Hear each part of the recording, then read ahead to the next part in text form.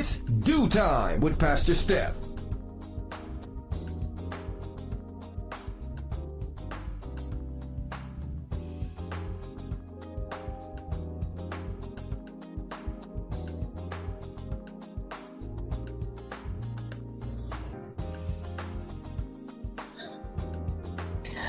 Good morning, good morning, good morning. Rise and shine. You're on with this Dew Time with Pastor Steph.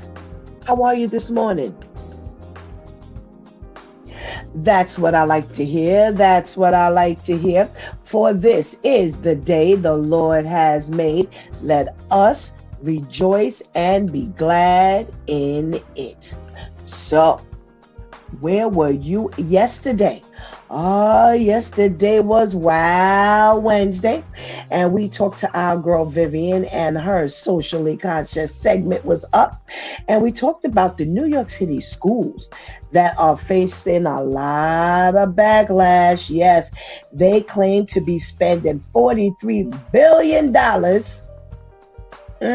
in the public school system, and that equates to $44,000 per student. Now, they claim also that 158,000 students have dropped out of the New York City public school system. So, where's the money going? That's always the question, isn't it?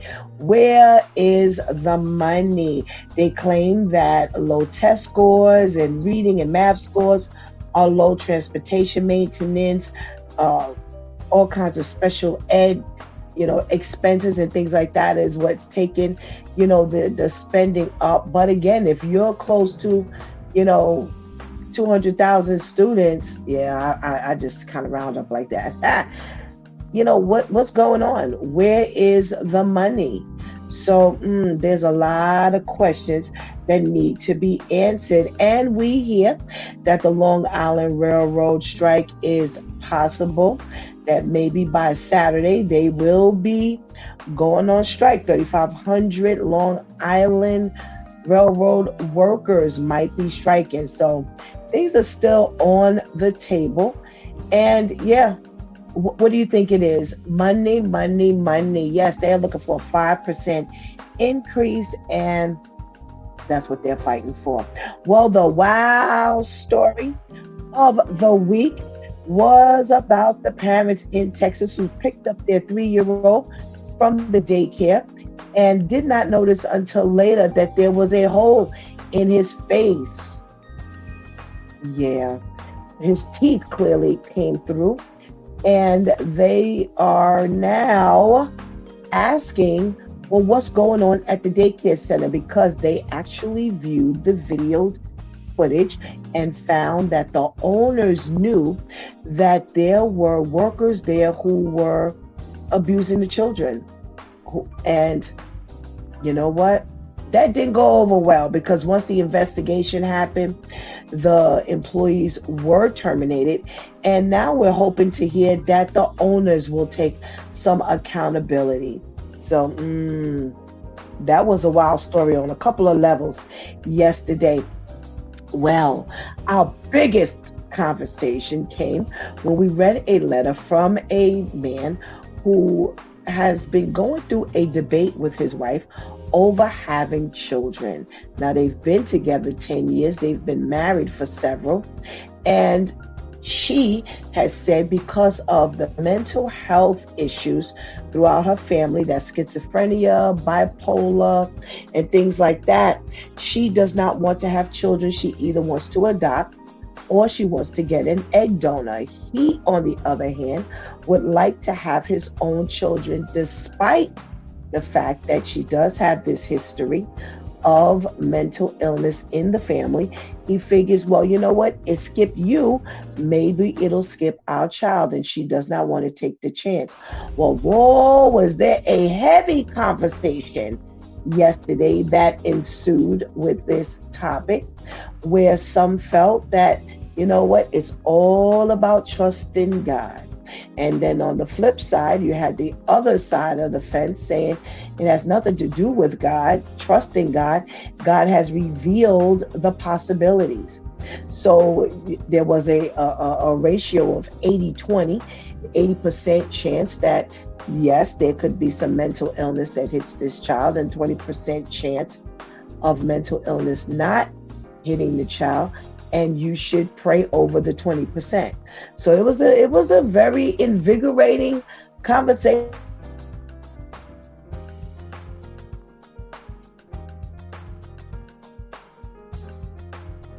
Really good, very good conversation.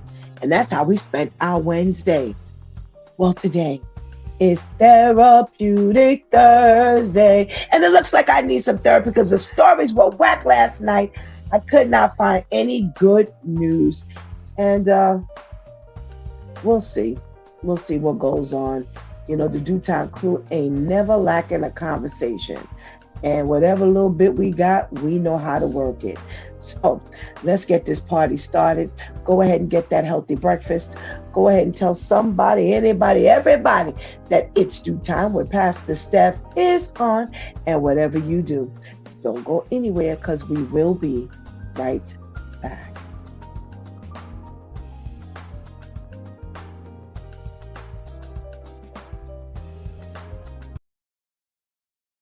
If you want to practice trusting God, try building anything that matters: a business, a dream, a family, a new version of yourself. Because the moment you decide to grow, life will test your faith. Not once, but again and again.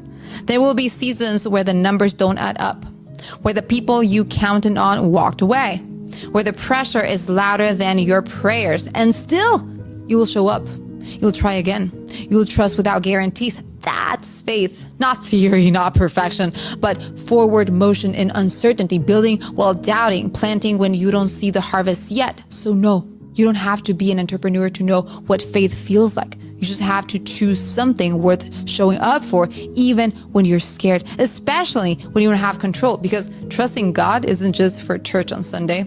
It's a daily decision in business, in love, in life, to walk when you don't know where the path leads, and believing that He's guiding you every step. If you want to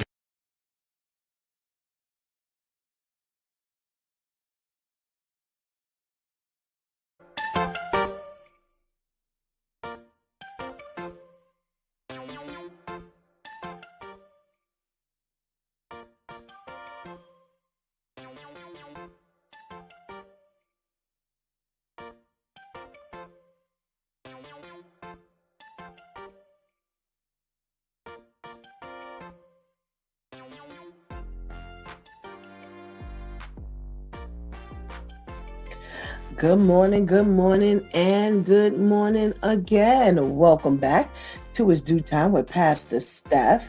And it is Therapeutic Thursday. Yes, the day we talk about our health. And that's in any shape, form, or fashion, whether it's physical, mental, emotional, spiritual, financial. We definitely get that conversation going, and we don't know which way we're going to end up. So, if you're in the room, I would love to say good morning to you. So, please make sure you shout out Pastor Steph so I can say a hearty hello. We got a check in from our girl, Ketty. Good morning, Ketty. Thank you so much for joining us. We've got a check in from Harlequin. Good morning. Thank you so much for joining us. We got a check in from our girl Vivian. Good morning. Thank you so much for joining us. We've got a check, from a Zana, and we would like to say good morning to you. Let's make sure we say good morning to the ladies who hold it down each and every day. Let's say good morning to our girl Shantice. Hey, Shantice. And let's say good morning to our girl Anika. Hey, Anika. Thank you so much for joining us. Miss Grace, if you're out there, we want to say a hearty good morning to you as well. Hoping that you are nice and snuggly. You don't have to go out on this rainy day. All right. Let's see what we're talking about this morning while we get our health tip on. Well, this morning, speaking of mental illness, we have let me see what we're calling this. We have One of our topics, our awarenesses, I should say, for our walk coming up in July is, let me get it because I want to say it right, because this one is a big one. It's elder neurocognitive degenerative disorders, and that includes Alzheimer's, dementia, Parkinson's, TBI. Yeah, it includes all of those things. And this morning, we're talking about the brain foods that can help prevent dementia. So as that's narrowing down to our awareness walk, some of these things are going to be addressing what we can do about these particular health or social issues, as this is our health day.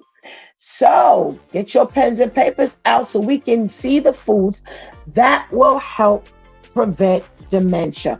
Blueberries, as always, the berries are on the list. They are called big brain benefits. And we got packed with antioxidants. Oh, always berries are on our list. I don't care what we're trying to fight. Berries are on the list. They will reduce inflammation and oxidative stress in the brain, which are two major factors linked to memory decline and dementia. So make sure you get those blueberries in, because they have the ability to boost signaling in the parts of the brain related to our memory. All righty. So the best part about blueberries, you can pop them in your mouth. You can just, put them in your smoothies. You can put them in your salads. Yeah, blueberries go a long way. Another one that stays on the list, fatty fish, omega-3 powerhouses. Yeah, and I can tell you right now, that's our salmon, our sardines, and our mackerel. And they say those are amongst the richest dietary sources of omega-3 fatty acids. And they are definitely building blocks in the brain. Okay, definitely is associated with helping with dementia and Alzheimer's disease if you regularly consume those fatty fish, and it will reduce 20 to 30% in that Alzheimer's and dementia area.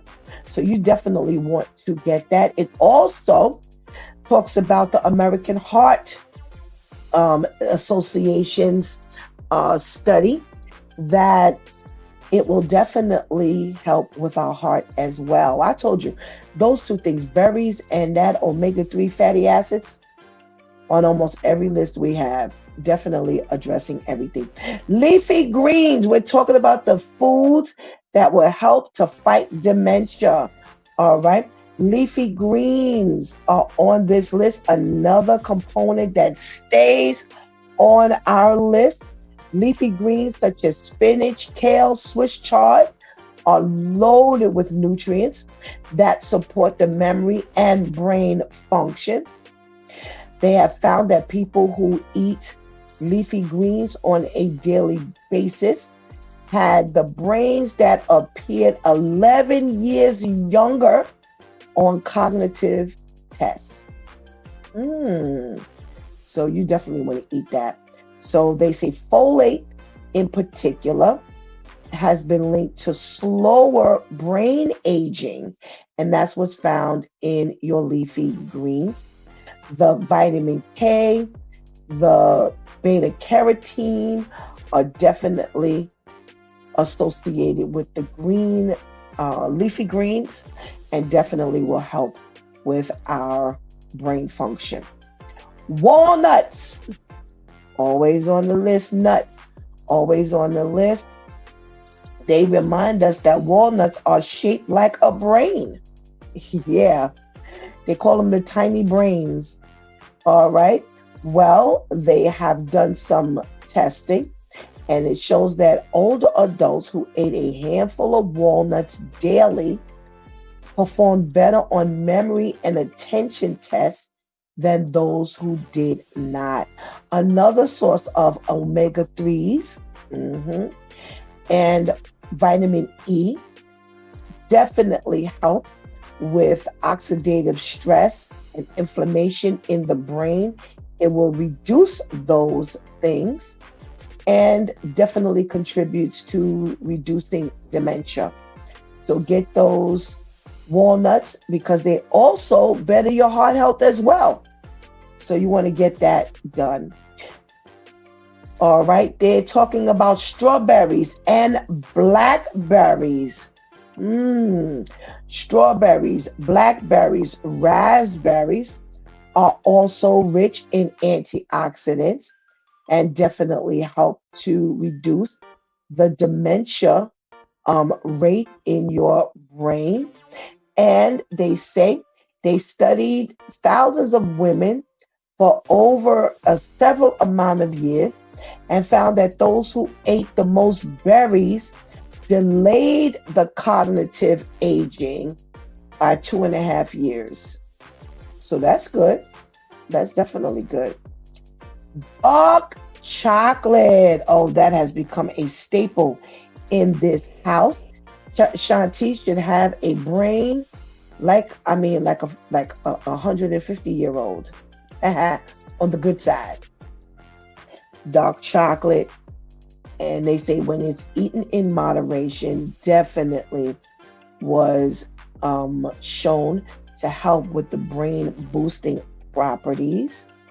And remember, the dark chocolate should be like at least 70% the cacao. Okay, so you're not getting regular like milk chocolate that's dark. You're getting the dark chocolate that is 60 to 70% cacao. All right, a million ways to say the word. I've heard it said a million ways. So COCOA. Okay, and they say the people who ate a lot of dark chocolate help to increase the blood flow to the brain, supporting learning and memory. And it was definitely a stimulant that improved the alertness and the mood. Nice, nice, nice. All righty. What else? Eggs. Wow. My nemesis. Eggs, they say definitely great for memory and learning. They say that when they did the studies, that they saw that people who ate eggs lowered the risk of dementia and had better cognitive performance. They say eggs also supply vitamin B12, which helps to reduce brain shrinkage in older adults, which is known as a superfood for older people. Wow. Whole grains. All right. Oats, quinoa, barley, brown rice. That's rich in fiber and complex carbohydrates and will help to maintain steady blood flow and sugar levels and will definitely help towards the dementia prevention. And they're saying that when they checked for things like diabetes, cardiovascular disease, and cognitive decline, those whole grains definitely assisted in those areas. They provide B vitamins, which are healthy for nerve function and brain metabolism. Well, then I should have the best brain in the world because, baby, at the rate I'm eating baked oats.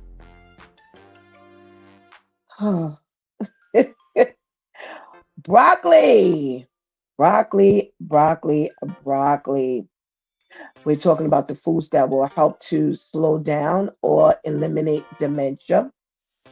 So broccoli, they say, is often overcooked, but if cooked properly, can definitely be a powerhouse for brain health.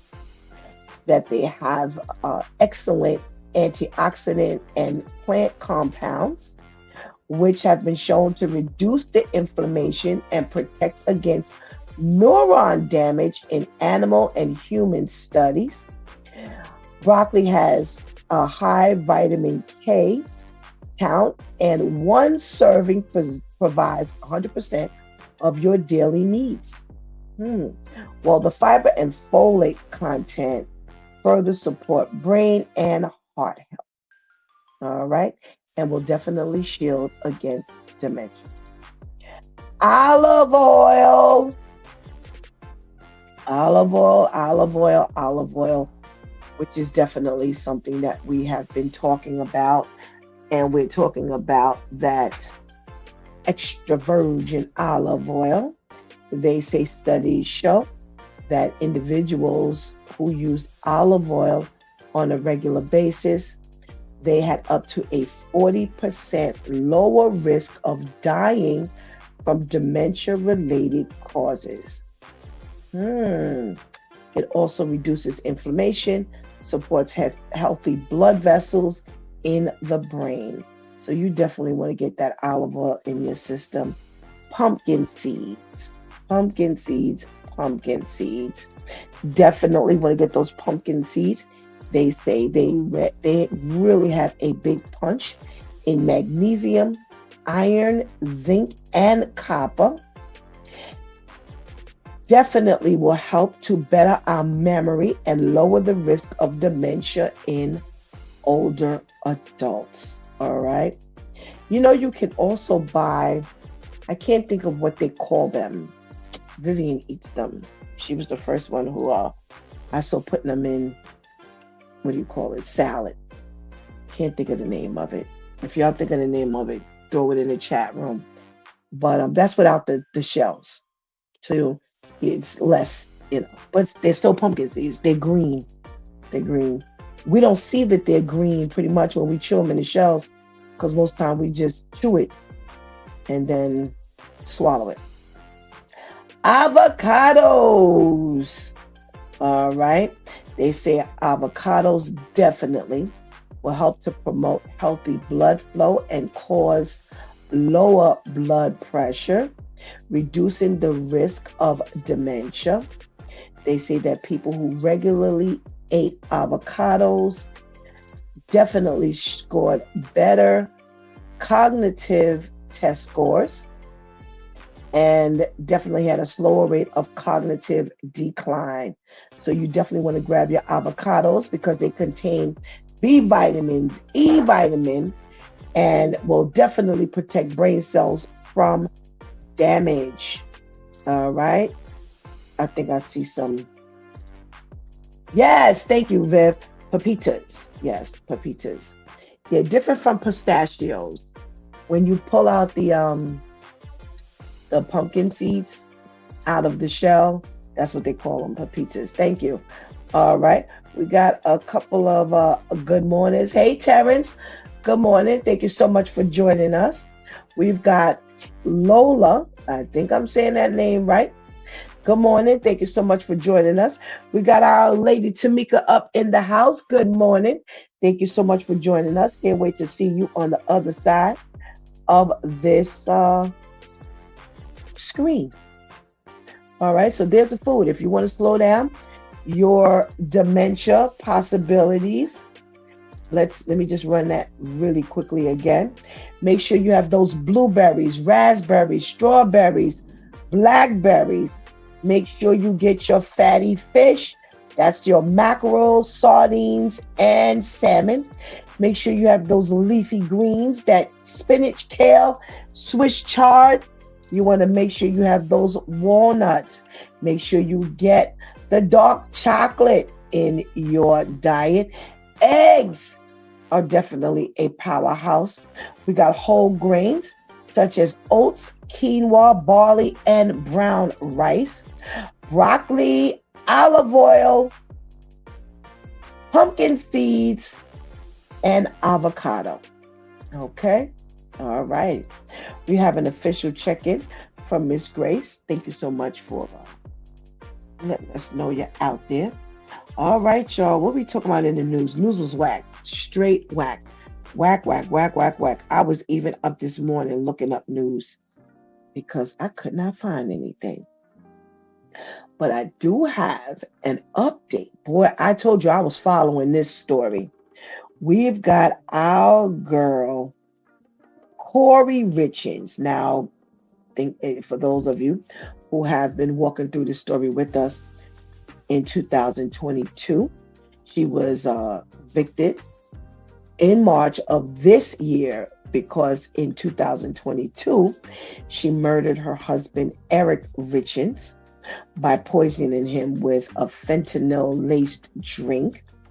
And remember, she was the one who had published a children's book about grief after, like I think the little boy in the story's father passed away, and her book was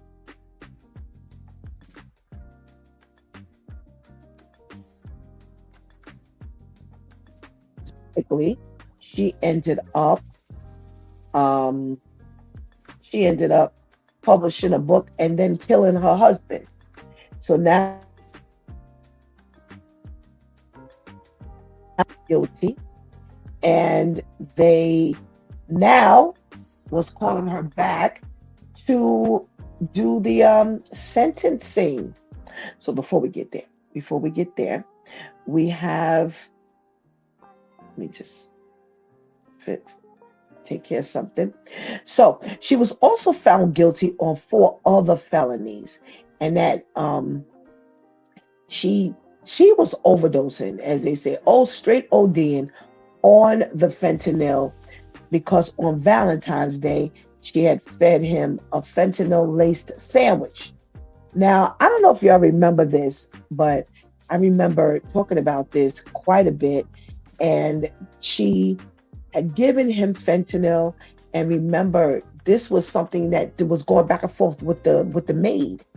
Remember, that's one of the reasons why they caught her, was because they did some research and found out that the maid used to use drugs, and approached the maid and kind of cornered her into telling on the wife, because the wife had asked her, the maid, to go and buy some drugs. So they said that they threatened her that she would like go to jail on, like she's on probation or something. And that's all you got to say to some people. And she started spilling the beans.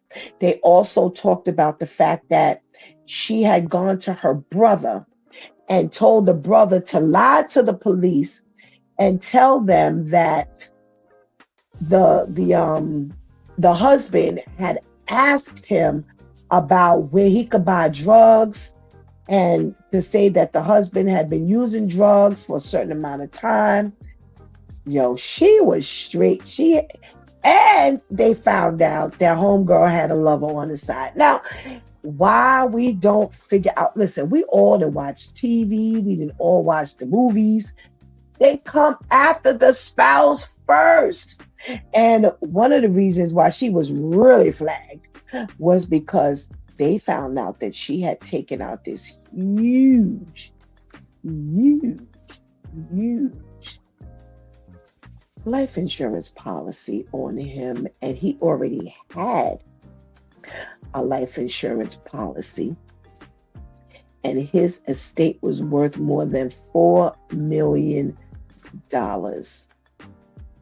And they sentenced her on what would have been her husband's 44th birthday, and they definitely snagged her because when they did the autopsy, they showed that he died from fentanyl intoxication, overdosing.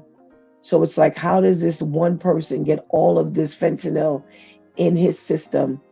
And it was slowly given. So I don't remember how they found out that it was in the sandwich, it was in this, it was in that. But like I said, I think a lot of that information came from the maid. Now, they definitely were after her because each of those charges, they came with its own level of sentencing. So she had aggravated murder, which is what she was charged with. That was punishable by 25 years to life in and of itself, or life without parole. They say that she had 2 counts of insurance fraud, both second degree, and each of those carried 1 to 15 years. She had third degree forgery felony, which carried 5 years in prison. So she was, all of those things added up, she was definitely going down for a long period of time. So unfortunately, what for her that really did it was they had the children, so she has 3 boys, and they had the children write in and express how they felt. So the oldest son said that he was afraid that if she got out, she would come after him and his brothers and possibly the whole family. Now he's now 13 years old. He says, I think she would come and take us and not do good things to us, like hurt us. I miss my dad, but I do not miss how my life used to be. I don't miss Corey. I was like, wow, well, what was going on while they were in the house? So, okay, so, if this happened back in 2022, he's 13 now, he's the oldest. So you're talking about what, 4 years ago? So he was what, 8, 9 years old when all of this was going down. So I don't know what kind of environment they were living in that, he would say, and he could say that. But it was interesting to actually read that. Now, the middle child, who's now 11, said he was sad about his father because he would not be there for like milestones in his life. And they said he was considered a material witness to the killing because after she told the police that she went into the room, that's when she found him dead. And I think the youngest son may have been with her. So they claim that with the mom in prison, they could live a happy and successful life without fear of her hurting them or anyone they loved. One of them added that the mother makes him feel hateful and ashamed. And the youngest child said that he would be so scared if his mother were released. So, oh boy. They were 9, 7, and 5. There you go. When the father passed away. And, for some reason, I'm getting the feeling, based on what some of the statements are from the children, I'm getting the feeling like there's been some talk around them.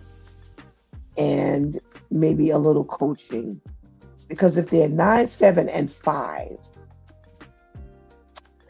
how much can they really remember? Which is the first issue. Number 2, and listen, don't misunderstand me. I remember things I was like 2. And my mother used to always say, "Something, how you remember that? You couldn't have been no more than about 2 years old." But I would see it very clearly. But just some of the terminology that was put into these letters make me think that either people were talking to them or at least around them. So, either way, these are the letters that went out to the these are the letters that went out to the court, and this is what was read. And ultimately, they have sentenced her, I believe. I want to make sure before I get there. Life. I thought so. So she's been sentenced to life in prison without the possibility of parole. So there goes the children. There goes the lifestyle. There goes the boyfriend. And I think she's 44, 35. The husband was 44, 35 years. The husband would have been 44 on the day she was sentenced. She's 35 years old, and her life is done. She'll be spending the rest of her life in jail. So that's it for her story, unless she has some other stuff that goes on. As Brother Al would say with Big Bertha, I don't think we'll be hearing about her much anymore. What else are we talking about in the news today? Let's see. Well, you've got this off-duty security guard out in Washington, and very typical story. So you have this Aaron Myers, who's 52, who was an off-duty security guard, who ended up walking up on some kids. So it was 3 teenagers who were on their way back to a store called Big Five in Seattle. They had bought a BB gun from there, and it wasn't working properly. And for whatever the reason is, as they were in the mall, they actually took the gun out and was looking at it. And when he saw them holding the gun, he said it looked like a Glock handgun to him. And he pulled out his gun because he thought that they were possibly going to rob somebody. Got out of his car and approached the kids with his gun drawn. Now, he yelled, like, put it down or whatever the situation is. And the boys are yelling, it's not real, it's not real, it's not real. So the one who was actually holding the gun actually put the gun down. Put the gun down. They're still shouting that the BB gun wasn't real. And he did not put his gun down. He continued to point the gun at them anyway. And he said that even though he admitted it, even though the kid dropped the BB gun and held his hands up, he got a little nervous because he claims that the kid lowered one of his arms and he open fired 7 times, killing the kid. Now, when the kid fell at the first level, he still didn't stop shooting. He continued to shoot until the kid literally hit the floor. And, you know, of course, his attorney claims that, you know, he felt he did what he had to do. He felt he did what he had to do.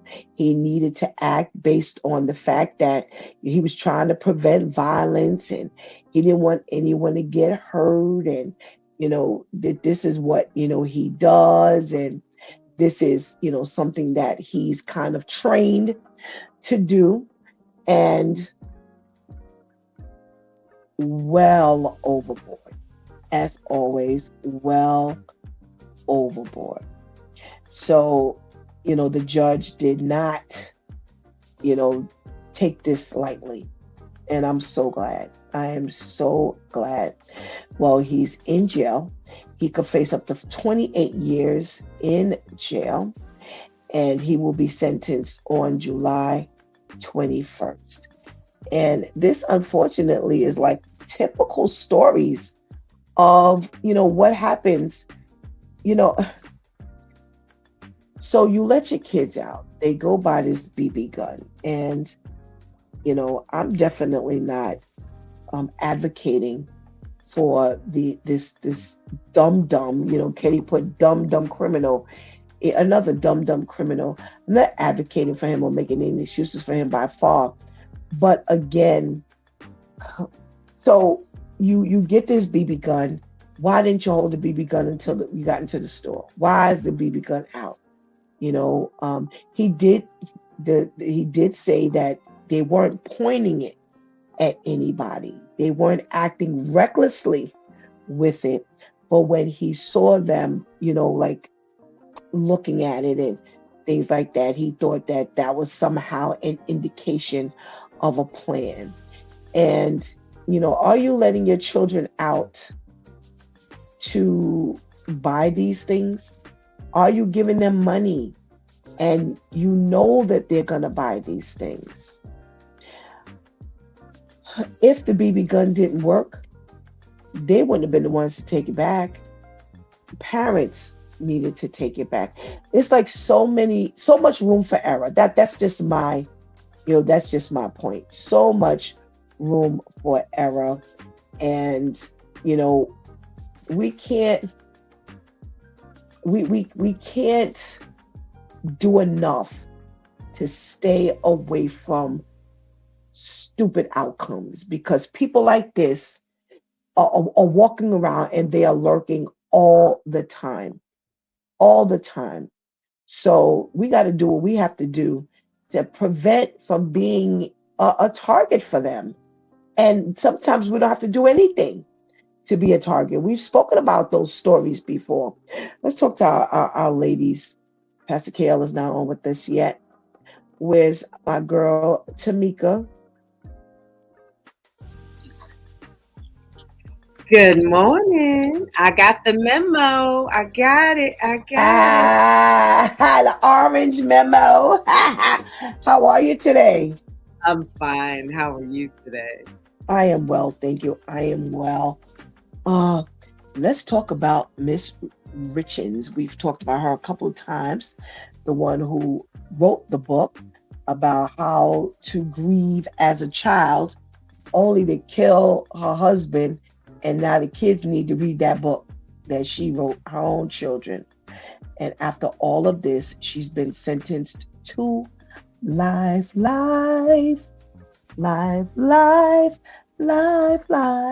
Yes. Yeah. Is this justifiable? Is this what she should have gotten? Life without parole.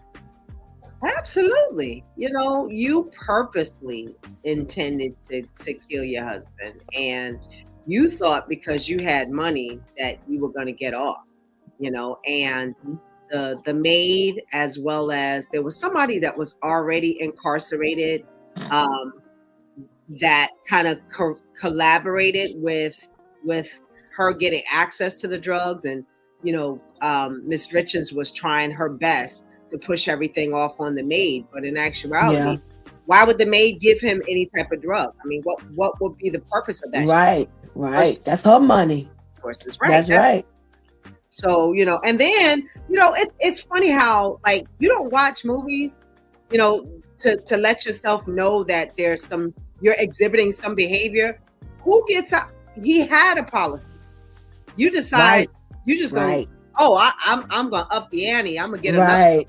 Right. And then you don't wait like a length of time, like 2, 3, 7 years.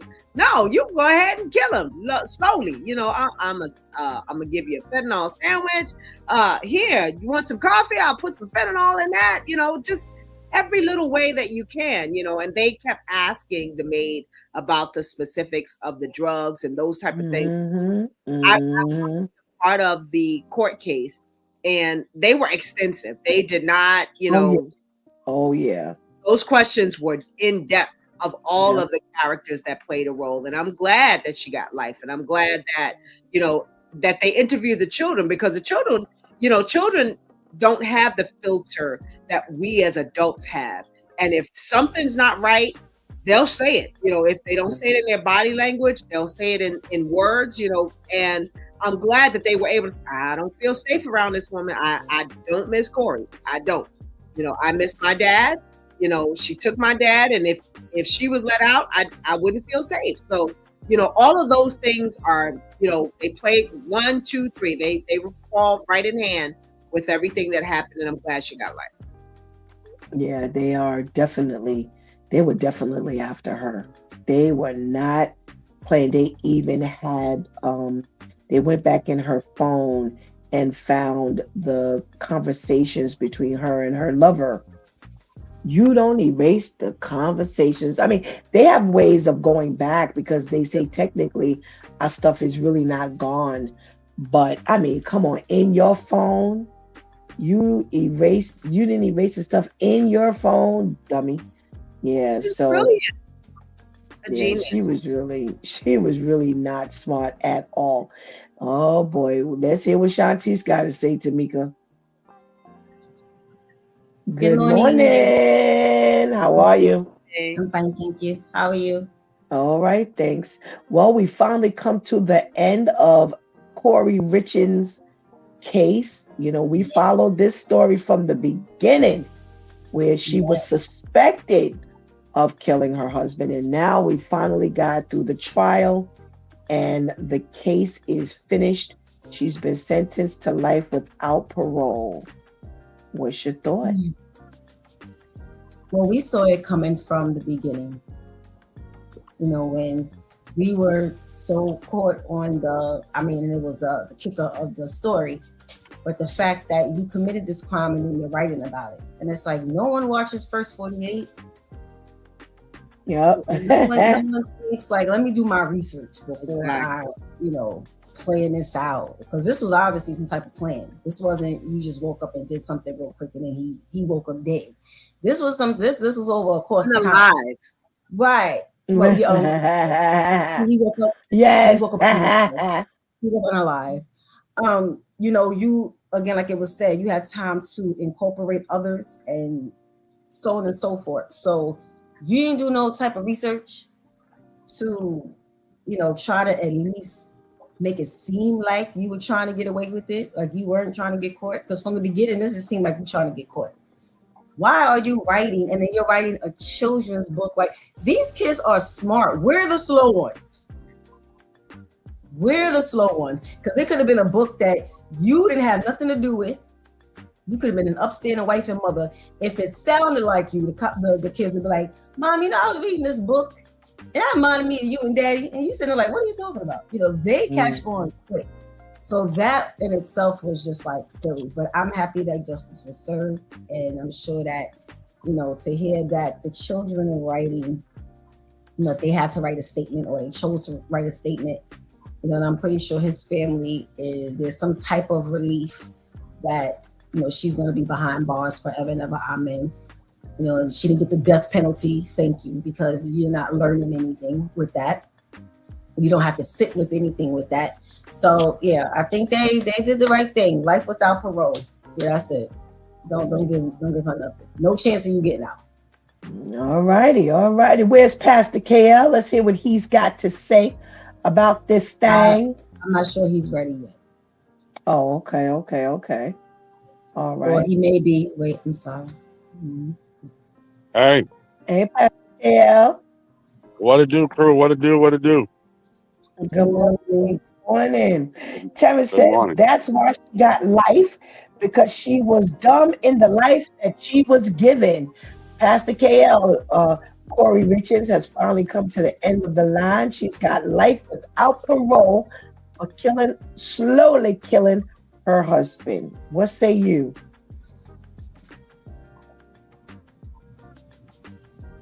Did we lose him? I think he's frozen, yes. Okay. And again, another woman that kills, her mate. Yup. Can y'all hear me? Yup. Yeah, we can hear you now. Okay. Yeah, I'm totally in agreement. She should have got more than that. She should have got double life. You know what I mean? And then for the kids to say what they said, that just nailed, put the nail on the coffin. Yeah, absolutely. Because now that they've been told that mom killed dad, and here's why I said that I believe some conversation has been taking place around him. So they, at the time of dad's death, they were 9, 7, and 5. They are calling mom, and calling dad. Now, the oldest one is calling mom Corey. Somebody talking. Somebody talking where they have helped these children to disconnect from this parent. Because what child at 9 is calling his mom Corey? They're calling mom, and dad. And now that they have been, told that mom killed dad, let me ask y'all something. Let me ask you something. Do y'all think that they should have told the kids that mom killed dad, or should they have just told the kids that dad died? What do y'all think? And I'll start with you, Tamika. Ooh, that's a rough one. They're children. I'm still trying to think about that thing. I would. You gotta tell them that. You gotta tell them the truth. I think the ages that they're at is pretty young, and I think it's a little bit too much, for that age. Maybe a little older. When they get older, you can give them that information. But I think 5, 7, and 9, that's a lot of information to tell these babies, and how automatically, I would automatically say, okay, I have to disconnect, because as a child, when you're telling me this information, you're giving it to me at this degree, that would automatically turn me. Right. It would cause you to disconnect. Right. That's too much to tell these babies. Okay. Because that's the question. Should they have told them at this time? Correct. Okay. All righty. Shantice, what's your thought? Should they have told told the kids at this time, mom killed dad? The oldest is 13 now. Yes. He was 9. They were 9, 7, and 5 when it happened. Right. They are now 13, 11, and 7 or something like that. Now, I would tell them now, because, and here's, I definitely wouldn't have told them that. I would tell them now, because my initial thought would be, you're 13, but I can't tell you, and you're going to hold that from the other 2. So now I got to tell all 3. I can't tell the 13-year-old and now take a chance that the 13-year-old is going to leak this to the 11, and especially the 7-year-old. This needs to come from an adult who is going to know how to sit you down and give you this hard truth. Unfortunately, at 7 and 11, even 13 is young, but you're stepping into your teen life. You definitely don't want to break the news at 16. That is just like, wait, whoa, what? It's bad enough somebody did, and the other one is at college. I'm thinking the other one at college. What are you talking about? He didn't kill dad. Like, what happened? So yeah, because you don't want to take the chance of the 13-year-old, not even intentionally, but just maybe even accidentally just leaking this to the other 2. Yeah, I would have to sit them down and let them know this is what happened, and be ready to answer whatever questions, and coach them on how to not start disconnecting like this to now where you're showing a level of disrespect. Because see, on this side of the fence, I could have shot you in the forehead. Who am I? I'm who? I ain't no Margaret. I'm mama. Okay, so yeah, and still doing that, because again, and naturally, and you understand, the minds just start going, but yeah, you would have to tell them now. Okay. I had another question. I'm so mad because I forgot it. Pastor KL, do you think that they should have been told that mom killed dad? I'm kind of tossed, but I would say yes. And this is why I say yes. Because if you wait till later, now I don't have my mother, I don't have my father, and now the people that I'm living with is lying to me. Because you would have had to lie to me to say that dad just died. And then we find out that how dad died. Now I couldn't trust my mother, who I call by her first name. I have no daddy, and now I can't trust you. What else are you lying to me about? So I'm just out here, me and my brothers out here by ourselves. So I think at that point it becomes a real sticky situation. Yeah, it is. You know, it is it was a question I wanted to ask y'all.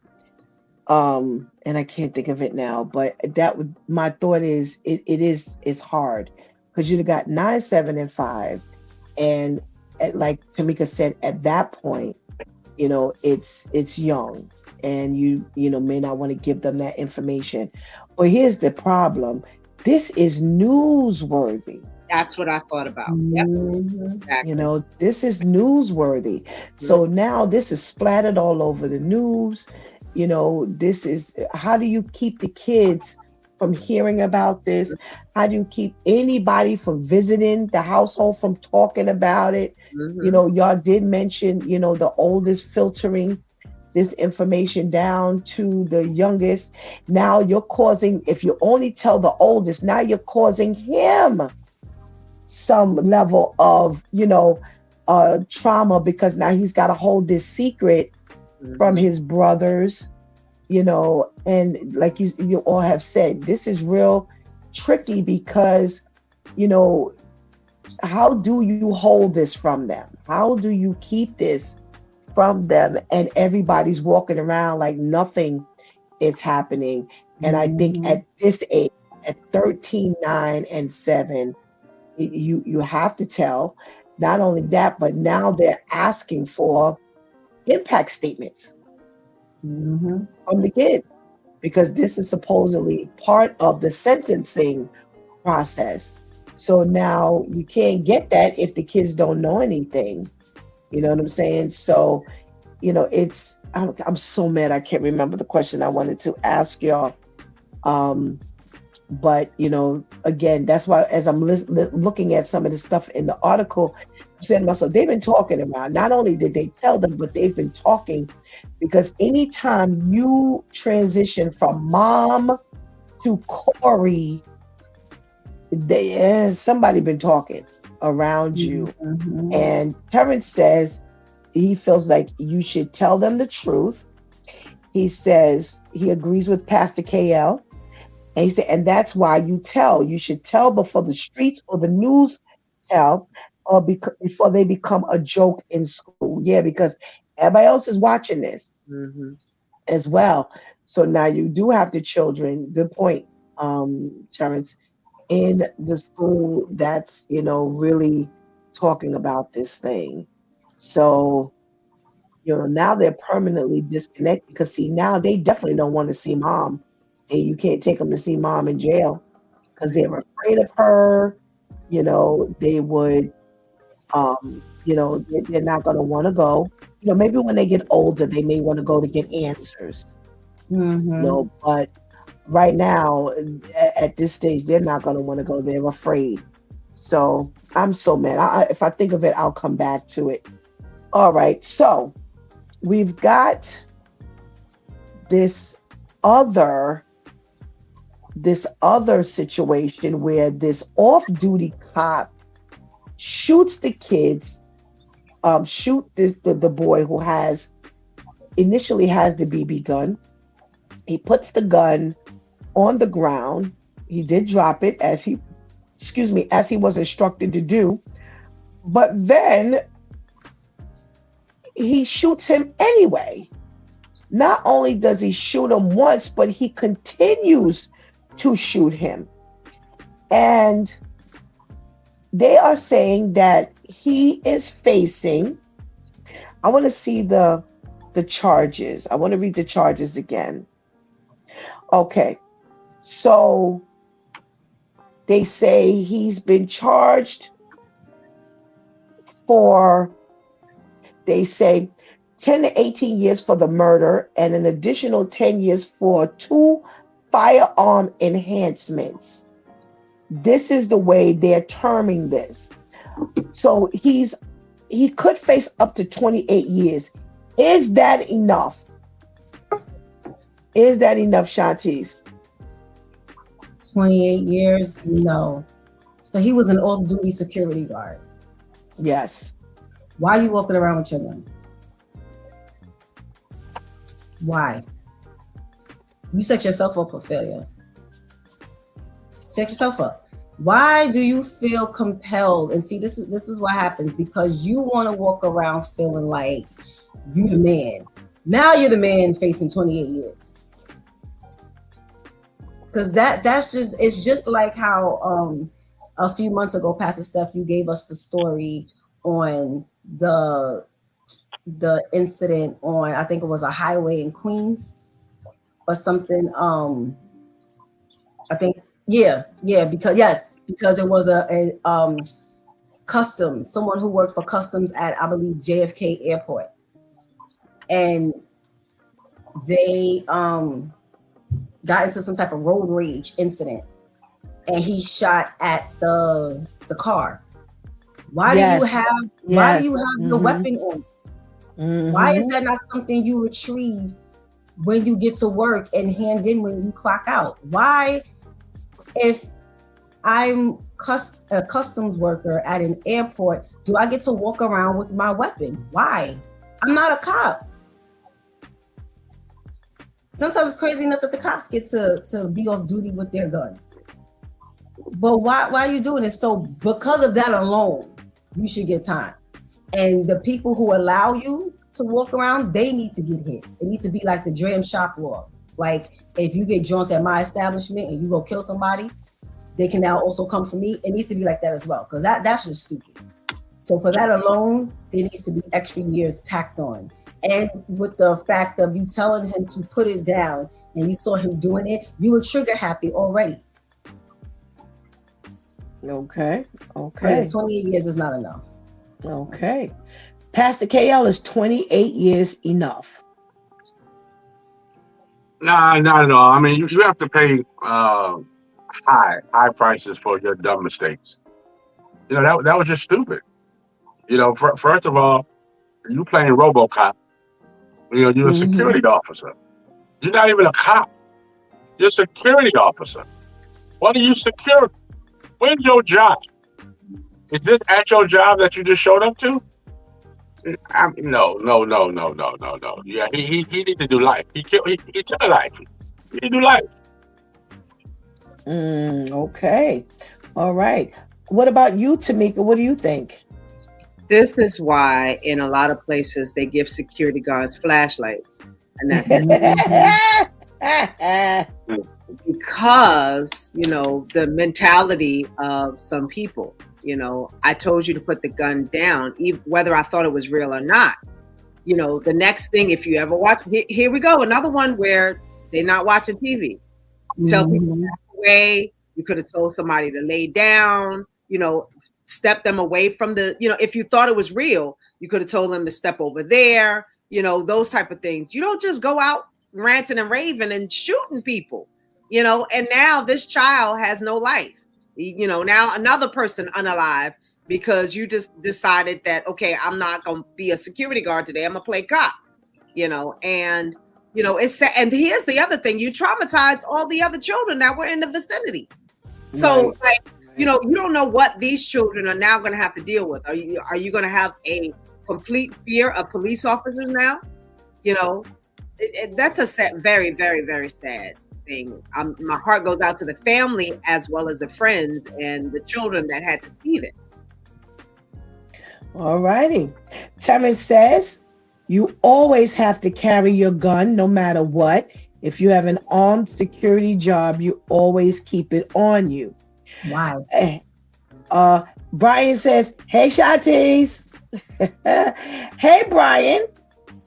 Long time no see. Glad to see that you're doing well. Welcome back. So, I don't know. I guess he says, hi, pastors. Hey, Tamika. I love it. Yeah. All right. So we got a video here that we haven't shown a video in quite some time, but we got a video and I would love. Where's Pastor KL?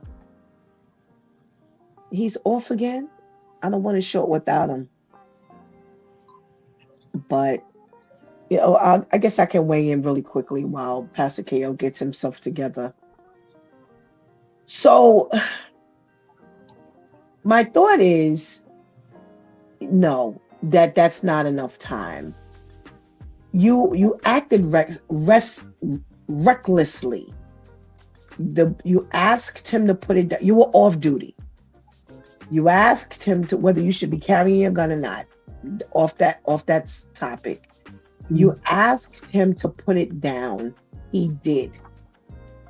He put it down. Then you claim he bent down. You saw him lowering his arm,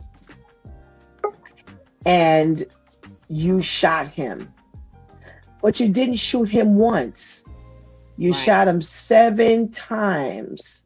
And that at that point is reckless. At that point, you're not policing anything. You're not, in my opinion, you're not policing anything. You police when you tell them to put it down. If it was real, you got these people carrying this gun. You have disarmed him. You think that he is going to reach. He lowered his arm. Then had you shot him once, then you can claim fear. Oh, I thought, he was going for the gun, blah, blah, blah, blah, blah. But you shot him 7 times. And even when you saw him drop, you continued to shoot. That's what the witnesses say. The witnesses say, not the kids. The other witnesses said that when you shot him several times, he dropped and you kept shooting. You have no business out on the street ever again, with or without a gun. You completely acted recklessly. So that's my vote. Hopefully they'll give him more than some 28 years, because no. And I hope they go after more than 28 years. We have a video that I would love to get you all to weigh in on. There is a cuss word, so hold on to your seat, because we could not bleep this one cuss word. So for those of you who are a little squeamish, be ready. All right, Shantice, please.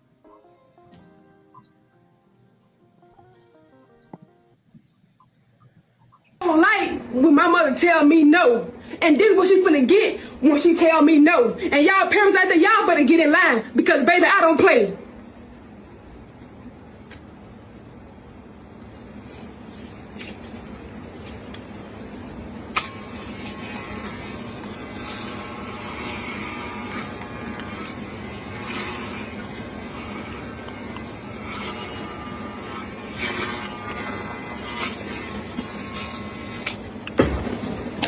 Wake up, Mr. Clean. Wake up. Oh, what's wrong with you? Wake up, Mr. Clean.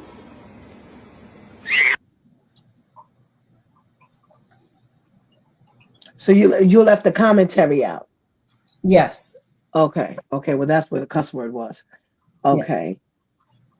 So I want you to play that first piece again where she talks. Can you play that piece again, please?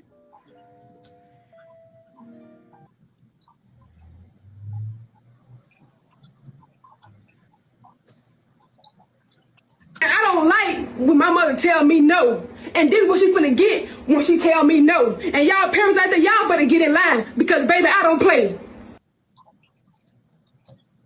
So she starts off with, I don't like when my mama tells me no. And this is what she gets when she tells me no. And you parents better get in line. Tamika. And she cuts her mother's hair. So before you go, the commentary states that she gave her mother Nyquil, and which would help her mama sleep.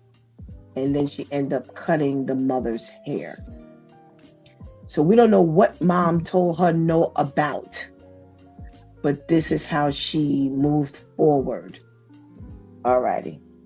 Right. I actually saw the NyQuil bottle sitting on the nightstand or whatever table, coffee table.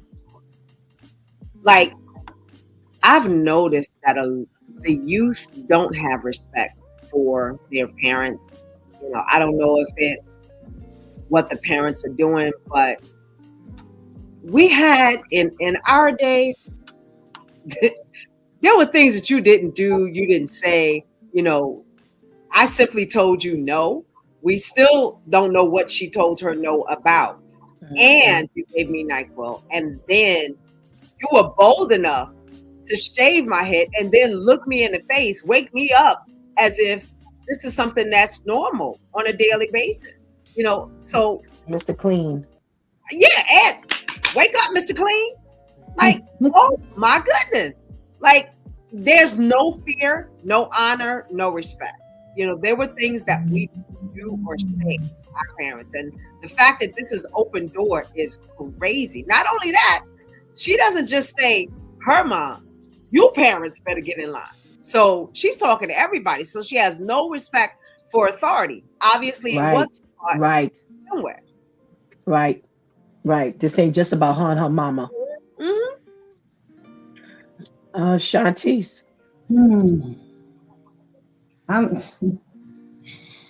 I'm reminded of the verse, I believe it's in 2 Timothy, and it talks about how people are going to be during the end times. And one of the things that was mentioned was kids will be very disrespectful to their parents.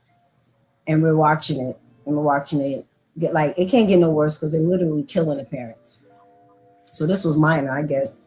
I guess the mother got off light because the mother didn't wake up unalive. She just woke up bald in the front.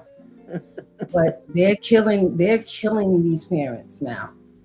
You know, and especially because I watched this a couple of times and I'm like, okay, God, this has to be staged, because on this side, typically on this side, I say no, and I wish you would even ask me why. Gotta get you unalive. Don't ask me why. Just take the no and shut up and be happy you're living and hear the no. So to do all of this is like everybody's just falling. No one's rising as a people, regardless of the culture, regardless of which side. Everybody's just falling. And see, the saddest part of this is they're encouraging each other. So you parents better get in line. She's talking to her peers. Like, yo, this is what y'all should do. When your parents tell you no, this needs to be what you resort to. You need to resort to whatever. We watched the child tear the house up. Now we watching the child drug the parent so that she could cut the mother's hair. There's no end to it. Pastor KL. Baby. Hello. Y'all would have been asking, was 28 years long enough for me? For me. Back in my days when they say no, why? Because I said so. Mm-hmm. There was no explanation. Was understood, did not need to be explained. First of all, I wish you would lay me down and cut my hair. Baby, is 28 years long enough? Mm-hmm. Or you know, Shantice jumped into the scriptures. Let me jump into the scriptures. Can these dry bones live again? Because after you cut my hair, can you live? That's the question. Exodus, Ezekiel. Oh gosh. Anika says she's overdue for a whooping. She get beat up. So here's what it appears to me. It appears to me like this ain't your first time at this rodeo. Mm-hmm. And when mom then told you no before, you've given her hell. Mm-hmm. And now you've gotten to the point where you really sick and tired of mom telling you no. And now mom gonna pay, like she said, for saying no. Now I sleep hard. Shantice has joked on this, on this show a few times how she wish, I would have slept a little harder. So forth and so on. You had to learn to sneak in on the snores. But if you ever got the courage, oh my goodness, that you gonna drug me, you gonna help to put me to sleep because I told you no. And just like you said, Tamika, I said the same thing. We don't even know what the no was. But because you were told no, you started off with, I don't like for my mama to tell me no. And when you get to this point, it's time for you to find your own life on the outside of these doors. And the bad part about it is mom has allowed this this long. And now you at this point, because see, mom didn't think that you was going to get to this point. Now you done shown signs that you're going to get to this point. Because the way she said, I don't like when my mama tell me no. That means that when mama told her no, she done based up at mama. There's been some back and forth. And unfortunately, we living in a time where I'd have to explain why your teeth were missing. Let me up from this couch. Let me up from this couch. I must have smoked those. That's what it looked like. I would have to explain why we were at the dentist and they were replacing or they were extracting the teeth that were all broke up. Because, or the tooth that came through the lip. Yeah, right. That there's a hole in the face. Yes, Tamika, that there was a hole in the face. Terrence says, I wish I was the parent. That's all I have to say. We have graduated. The question for me is, since you was bold enough to record this, why you ain't in jail? You already drugged me. That got to be a crime. Yeah. You took some whatever it was to cut my hair. That's a crime. Why you ain't in jail? Or in a juvenile detention? I'd see to it that you were. I'd see. You remember last week? Was it last week we did the story about the mom who called CPS to come get a kid? That'd be the phone call that would be made. Because see, me and you can't stay here. Because I can't trust that I could go to sleep and I'm going to wake up on the other side. I might be waking up in my grave, right? I might be waking up in my grave. So because I can't trust that you and I can sleep in the same location, this is mine right here. So you have to go. And I agree, whether she went to a detention center, whether she went to a group home, no. I would send you, I would drop you off at the precinct and press charges. And wherever they took you, I would mail you a note every week. And the note would say, no. Every week. Here's another, and I would send you a note from different people, so you would think it's coming from someone else, and you'd open it, and it would just say, "No, no." You would know the next time you ever heard a yes. No. No. So she's being released. She's being released. Can we put your address down? No. Terrence says she's going to visit God, who is then going to tell her what, Shantice? No. Yeah. So now when the pastor asks me, do you forgive? Now I gotta break my nose streak. Come on, God. We can't play this game. We can't. Ask me another question that will still get me into the kingdom, but I can still say no. You find a way to word it. No, these kids they done lost their mind. I feel like Pastor Kim. They done just lost their mind. But my question is, at what point do you see that this relationship takes a curve? Because like I said, the birthday boy has decided to emerge. Happy birthday, sir. Good morning. Thank you for blessing us with your appearance. Good morning. At what point do we see the curve? So we haven't always gone through this as a parent, but at one point we get to the point where things are not being received the same as the child. At what point, Tamika, do we see the curve? Do we see, okay, this is turning into something a little more, and I'm going to have to address this thing? You let it go too far, go to your room. And I see you sitting in front of me or walking in here like I didn't just tell you to go to your room.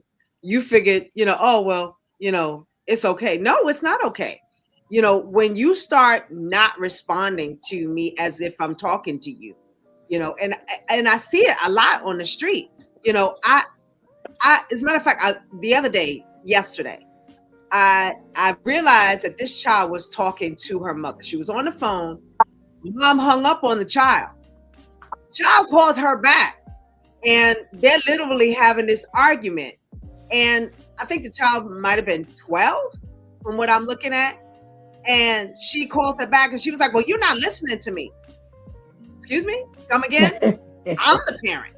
You won't call me back and tell me I'm not listening to you? Like, how does that go? I remember back in the day, if my mother hung up on me and I called her back, that's a problem as it is. And then the second time for me to actually verbalize and feel comfortable enough to say, you're not listening to me. That's a problem. Like, those things had to be established from the very beginning. You can't wait till they're teenage and now all of a sudden you're trying to redirect, because now you're going to come up with defiance. You're going to come up with, I don't respect you, because you didn't establish those ground rules from day one. It's kind of like ABC, elementary school. As soon as you start, that's what you need to do. You can't wait till now. And that's when you think about the fact that she gave her mom Nyquil. Like, what else? We've already seen how people get access to things that we could never fathom, like dynamite, for instance. If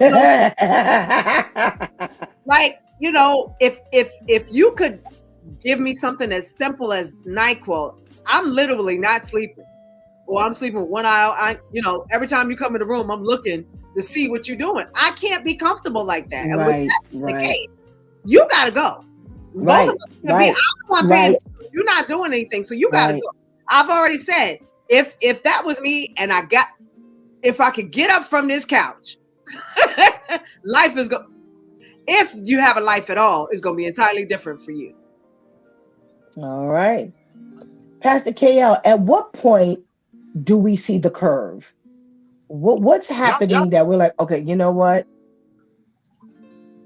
Y'all don't went too far. Y'all don't went too far in the ages.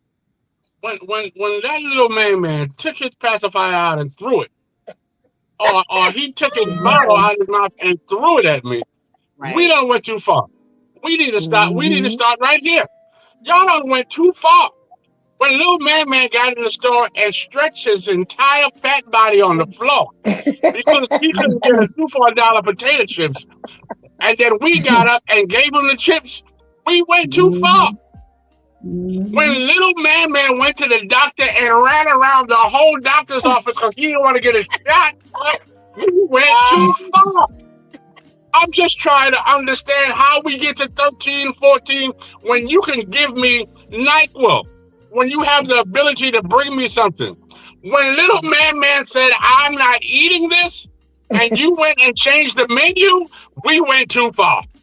Where they do that? When did they start doing that? I got mad. And that's what I'm asking. I remember when I didn't like that. Why I have to eat it and they don't?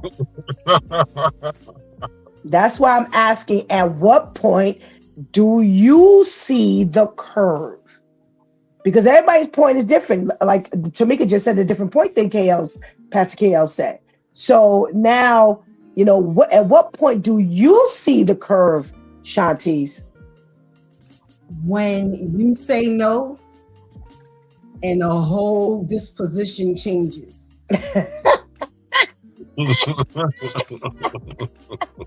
Let's analyze this no real quick. I've had to say it to my niece. Auntie, can I say no? We're sad. Why are we sad? And she does it for real. Yes. For real. Yes. I'm not exaggerating. I get scared. Walk out the room. Yeah. Pastor Steph sitting. I be forgetting Pastor Steph in the room half the time because she's sitting in the corner. She like, and then she'll call herself trying to save her, and I'll just look at her. You want to say no? Don't tell me. No, listen. Let's analyze this. No. What did you just ask me? And I said no. Did I say no to saving your life? Fix your face. Okay. And I've had my sister, her mother. Well, if she leave her alone, if she want to, no, you shut up, okay? Because there's something wrong with you. Mommy didn't check you're pouting enough, okay? I ain't agree about how many times she let that slide. This is why we got this. At 3, you sitting here pouting. Understand the no, because see, I can't speak for other families in this house. You understand why you get the no, and it's not because we feel like we owe it to you. But because so you won't be out in the street doing that. When you say, can I just run across the street without looking? No. Okay, stupid. You want to get hit? This is what's happening with these kids. So it's not explaining. I know a lot of adults like, I shouldn't have to explain. No, you have to explain that because these kids are getting mad that they're being told no for things that will save their life. No, you cannot do that. No, you can't. My niece just asked me something that Pastor Steph, I know you're going to remember because you always talk about the video when she was 4 and we were walking to school and she asked me because she put the stick up the floor. Now, anyone who knows me, you just asked me to pick something up off the ground as if we're walking around with a sink and soap. So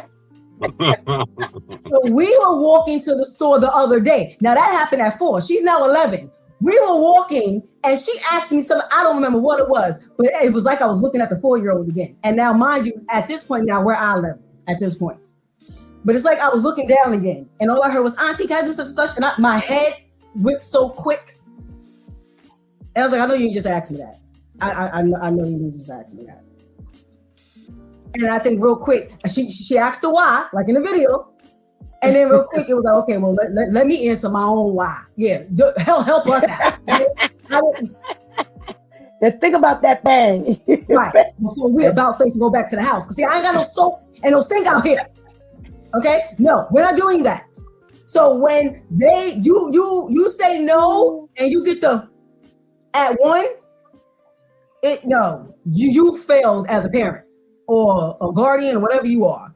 You failed because you have to let them know from then. Fix your face, fix your disposition, teach them biblical terms, fix your countenance. Okay? You want to enforce the word of God? You want to know how to enforce the word of God? Fix your countenance. Because it's bringing me down. All right? Because now my countenance gets mad because I got to explain you why your countenance don't need to be low because I'm trying to save your life. So that's when it really starts going left. Like stop with the pouting, because then you grow up and you do that. And now you got your peers in your 40s looking at you like something wrong with you. You think something wrong with them. No, it's you. It's you. All right. So Anika says, I explained before the whooping, so when you get it, you know why. I keep my word on whoopings. And Sir says, I agree with Shantice. So, I was sitting here thinking of my own answer. At what point do you see the curve? I come from, and Pastor KL can probably attest to this one. I come from body language. When we were growing up, Right. if you turned off too fast, or if they Your said teeth. something, yeah, you wouldn't have to say a word. Body language got you busted up. You didn't have to open up your mouth. Just respond mildly in a certain manner.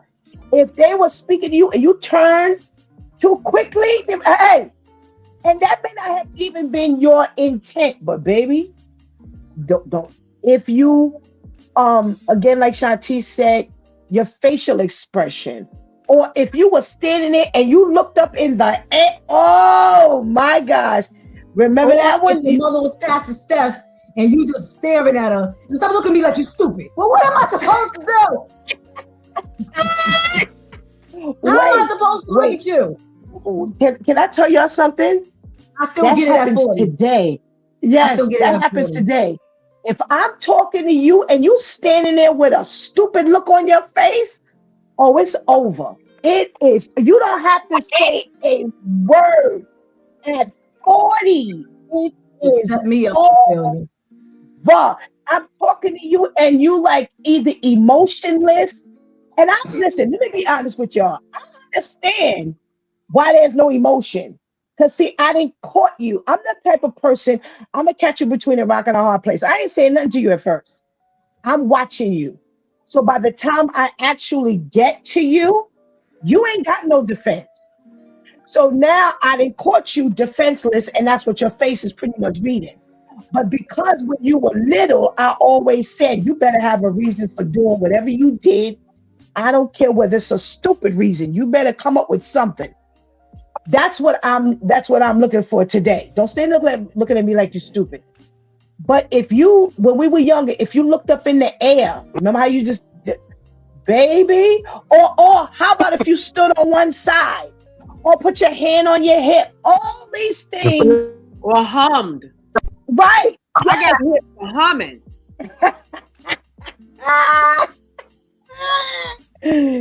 I'm sure your mama smacked you up for humming. That was definitely disrespect in their eyes.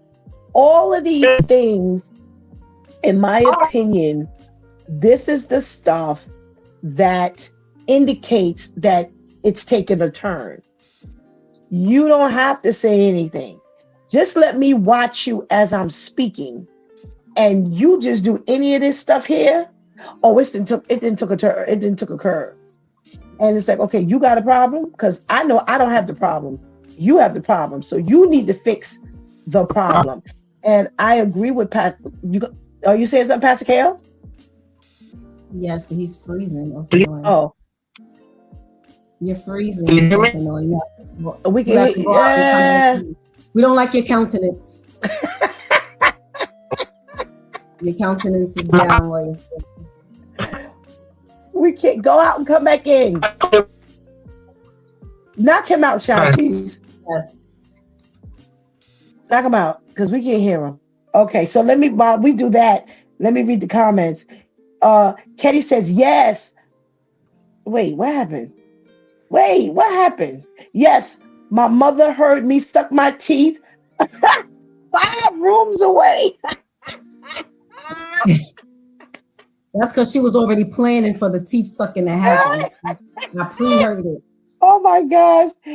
Nika says, yes, Pastor Steph. That's how I was raised. Also, you couldn't even sigh or suck your teeth. Absolutely. Sucking your teeth was considered a cuss word. Oh my gosh. Yes. And Teddy says, yes, your hands on your hip. You were slapped across the room. Yeah, you didn't. Or you know how you just lean, like you shift your body weight? That was like disrespectful. Pastor KL, what were you going to say?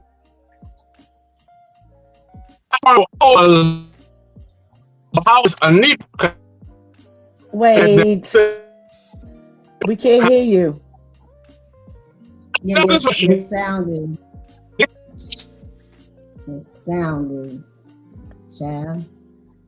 So I think what's happened is it goes back to what Pastor Kale was saying before.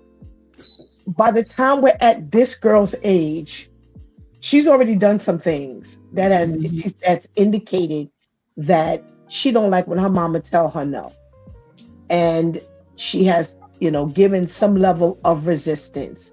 So whether it was you mouthing off at your mother, whether it was your body language, you sucking your teeth, you rocking, or when you no, oh no, you weren't doing it. You better stand completely still like a soldier. If something was itching, Pastor Steph took it as a threat. Put your hands down. I don't know what you got your hands up for. My nose itches. You better deal with it. My nose. No, you better deal with it. Because see, any movement, in my opinion, you could be thinking you're gonna hit me. No, let me keep those hands where you are. Don't raise your hand. And if I go to hit you and you pick your hand up, that was fighting. No. Your mother, who wasn't a street person, she sure acted really street. I couldn't even flinch. You swinging at me. What am I supposed to do? Yep. Stand still and take it. Because we not doing it for nothing. So don't be complaining. Don't be jumping. No. Because you're right. Secretly, you might be jumping back. No, I ain't taking no chances. Stand still. Deal with it. Pastor KL. Yeah. You still can't hear me? Okay, go ahead. Talk fast. This is crazy. Can you hear me? Talk fast. Okay, so I got a question. My question is, how old is Anika? Because she started saying that she would explain before she beat the child. When we were growing up, we knew why we was in trouble as we was getting beat. Didn't I tell you that there wasn't no explanation before we got beat? Yeah. I never even heard of that. Well, I'm beating you because you got a D. No! As they were going, the conversation was letting you know why you got beat. Can I be honest? You already know why you're getting a beating. Right. And even if I didn't say anything to you. I need to be reminded. If you did something wrong, you know what your parents liked and they didn't like. This ain't no surprise to you. You ain't waking up on Monday, January 5th with something new. Whatever happened on January 5th that your parents didn't like, they didn't like on November 5th. So when you got towed up, you knew why. You knew why. In the back of your head, whatever you did, you knew you were running the risk of getting towed up. But what about the postponed beatings? Because there were times when I committed the crime on a Friday, but then I ain't get beat until Sunday. So now I ain't forget, but I thought I was forgiven, and then I got called into the room. Something that happened 2 days prior. I'm like, why didn't you just beat me then? You didn't let me enjoy food and watch TV and think that, the Lord forgave my sins. And now you gonna come and just beat me. Like you had to just really sit and marinate on that thing. Well, I can't explain that right now. I can't explain that one right now. Why I waited a couple of days before you got your beating. I don't remember that. I'm not saying I don't remember it happened, but I don't remember why. But I'm sure it was calculated. Serge said, that's right. Because we only separated by a few steps. I'll get down there eventually. You get down here, you tired. All right. Serge says, can look like you're about to do something. Oh, and that heavy breathing, boy, you got a beating like your name was Kunta Kinte. It's true. If you were standing there breathing too hard, or they tore you up because they thinking you got something going on up here. What you thinking that's got you breathing? Oh no, I'm with you, Serge. I'm with you. Katie says, Yes, Pastor KL, every word, there was a hit. So it says the heavy breathing with the angry look on your face. Absolutely. Oh my goodness. At the end of the day, again, this video is a display of just things being gone too long. Thank you so much, my due time crew. We thank you for your contribution into today's conversation, and we pray you have a blessed day. Me too. Thank you. Thank you. You as well. Oh my goodness gracious. We started off talking about Corey Richens murdering her husband and her children now having fear of being around her, being with her, trusting her. And, this is what you breed when you kill a kid's father.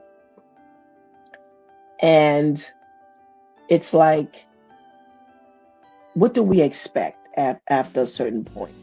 What do you expect the children to feel? And I'm sure she's sitting behind bars right now, thinking about all of this stuff, thinking about, oh, I killed the father. That had nothing to do with the kids. I'm sure in her brain, it's separate. And at one point, it is separate. It is separate. The relationship that you have with your spouse or your kid's parent has nothing to do with you. A lot of us have lived through that. The parents love us, but they don't get along. And she's probably sitting behind bars now, having heard these boys that she's loved say these things like, I don't want to talk to Corey, and, I'm afraid of my mom, that not only is she going to hurt me, but she's going to hurt my brother. She's going to hurt the rest of the family. And again, I'm sure this family has been talking around them. She would never have anticipated that this is where this was going. We don't even have to figure that out. She didn't anticipate that all the stuff she was doing while she was slowly killing her husband, that one day she would be caught, because that was the whole intent of doing it slowly. If that's the case, she could have just shot him. Love is a very tricky thing. And the word of God speaks about love. If you don't know God, you don't know love. And the fact of the matter is, while she was killing her husband, she was also killing their father. They were together in a home, probably, providing a very loving and caring home, where they were given things and they were going out on vacations and they were spending time together and so forth and so on. And while she's thinking she's just doing this to her husband, she's not thinking across the board. She's not thinking that I'm killing my children's father. And if they should ever find out, that would pretty much end our relationship. And she's probably more hurt by that than the prison sentence. Because if she were to walk free today and those boys disliked her to this degree, they didn't trust her to this degree, they now went from calling her mom to calling her Corey. If they did not exemplify any love, she would still be in prison.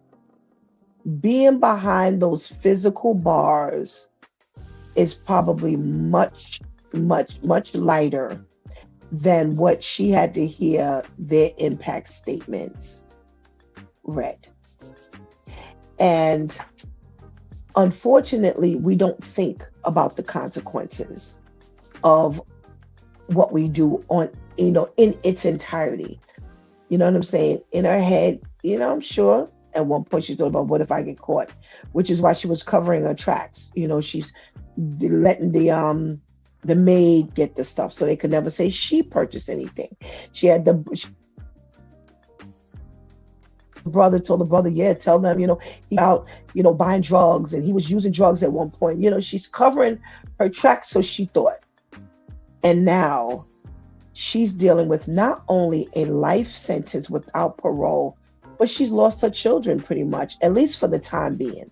Because we don't know as they get older if they will ever forgive her. We don't know that. We don't know if God would ever touch their life, because we've seen it before, where people have literally murdered someone's child, and they're like, I gave them a hug and a kiss, and I told them I love them and I forgive them, and they just murdered your child. So we can't say what God won't do. Now, when we talk about this young lady who, gave her mother NyQuil, put her mother to sleep, and commenced to making a video. So here we go again. Everything got to be on social media. So you have now videotaped and secured your intent to harm your mother. The intent to harm your mother. You can't even say that this was impulsive. Well, I just got mad and I just cut her hair while I saw her sleeping. I just cut her hair. Nope, you didn't do that defense out the window, because it takes some calculation to give mom some NyQuil, wait for her to go to sleep, cut her hair, and then aggressively have to wake her up because you didn't just put her to sleep, in order for her to be told that you cut her hair, even to the point where you're calling her Mr. Clean. So you are out of control. And again, you're not thinking about the full picture. Right now, you're just responding to the fact that mom told you no. So therefore, you're going to make her pay for the no. Well, I promise you, you'd be paying for that no. Because by the time I finish calling the authorities, you know about it. So my closing today is, we're seeing two different levels, two different ages, two different cultures of action without thinking of the ultimate result. And that's what God is talking about each day when he says, bring me your life. Because all your actions right now, you don't have the capacity to see the big results. Pay attention to everything you do. And even when you pay attention to everything you do, you're not understanding the ultimate result. We have no idea when God is going to close our eyes. And if we've decided to move through life without God, despite the fact that God has called our name, despite the fact that God has introduced himself to you, despite the fact that God has taken the time to invest in you, and he deems it that you have rejected him, you're not envisioning that full result. Because we may end up with that second life being somewhere we are not going to be too happy with. Think about the ultimate result of telling God no. Think about the full picture. We say no to God in many ways. Many ways. And God has told us no in many ways. And because we don't like God telling us no, we become defiant and we do whatever it is we want to do without considering the full result. Are you willing to take that chance? That God has told you you cannot live the reckless life you'd like to live. Where God has told you that all of these things you do are against my parameters, outside of my parameters. It's against my law. It may be comfortable for you to do these things, but I have already set a standard. So therefore, when you want to do these things, the answer is no. How are you receiving and handling the no? Is it where you're going to become defiant and you're going to do whatever it is you want to do? Because in essence, that's what happened here with this girl. She did what she wanted to do. She's going to prove to the mom, I can do whatever it is I want to do. Well, can I tell you something? When you know what to do and you don't do it, God reads it as sin. So what he's saying is, when I've told you what to do and you've said no and you've rejected it and you go your own way, I'm still reading it as defiance. Or I'm reading it as defiance. I'm reading it as rejection. And I will deal with you accordingly. And see, my consequence is not going to be your consequence. Your consequence is not going to be the next person's content. How we get punished, but everybody will deal with the punishment. And this is not light. This is not light, because again, I'll keep reminding people, you don't know when God's going to close your eyes. And if he closes your eyes and you have been living a sinful life, you may not like the results. And my petition to you is, come on, let's work toward getting a life, a second life, where we will be happy with the results. That we will be welcomed in. Come in, my good and faithful servant. You do not want to be far away from me, you workers of iniquity. I know you not. We don't want that. We want, come on in, my good and faithful servant. So which one do you want? Do you want that your actions will result in, come in, my good and faithful servant, welcome? Or do you want your actions to read, get away from me, you workers of iniquity, I know you not? Because when you get welcome in, my good and faithful servant, that's eternal life. When you get away from me, you workers of iniquity, I know you not, that means you're destined to hell. If you choose to believe it, and you want to make this your decision to come on this side where you're welcomed in, then do so now, because later is not promised to any of us. If you want to throw caution to the wind and roll the dice, understand that later is not promised to us. So therefore, we may not have an opportunity to change what we're doing.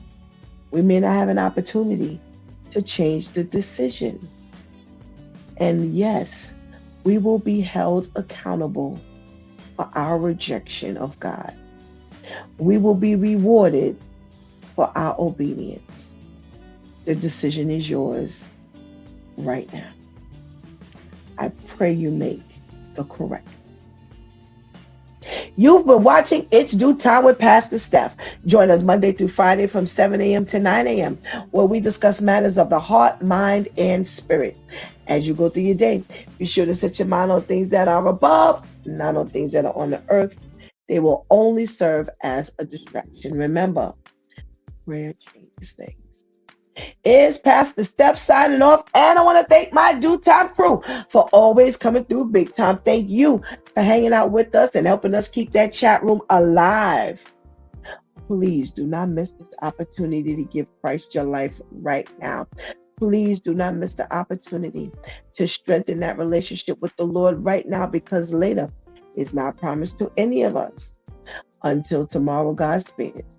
Where's Freestyle Friday? Until then, I love you.